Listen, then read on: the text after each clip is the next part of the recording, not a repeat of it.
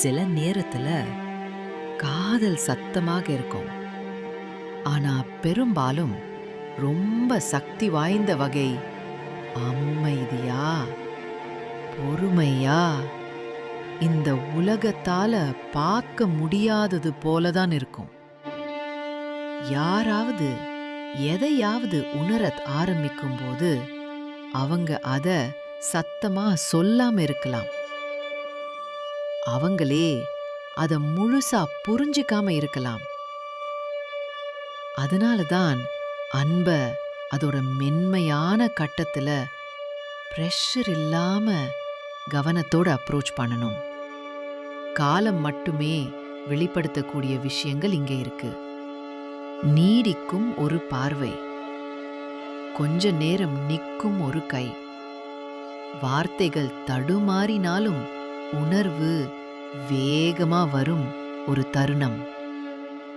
உண்மை என்னன்னா, ஒருத்தரோட இதயத்தை நீ சும்மா கேட்கறதால வெல்ல முடியாது. அவங்க கேட்கறதுக்கு முன்னாடி அவங்களுக்கு என்ன வேண்டும்ங்கிறத கவனிக்கிறது மூலம்தான் நீங்க அதை பெற முடியும். அவங்களோட வேகத்தை மதிக்கிறது மூலம், உங்க குரலை விட ஒரு எனர்ஜியோட பேசுறது மூலம், நெருக்கத்தோட ஆரம்ப கட்டத்துல நீங்க எவ்வளோ தூரம் போறீங்கன்றது முக்கியம் இல்ல.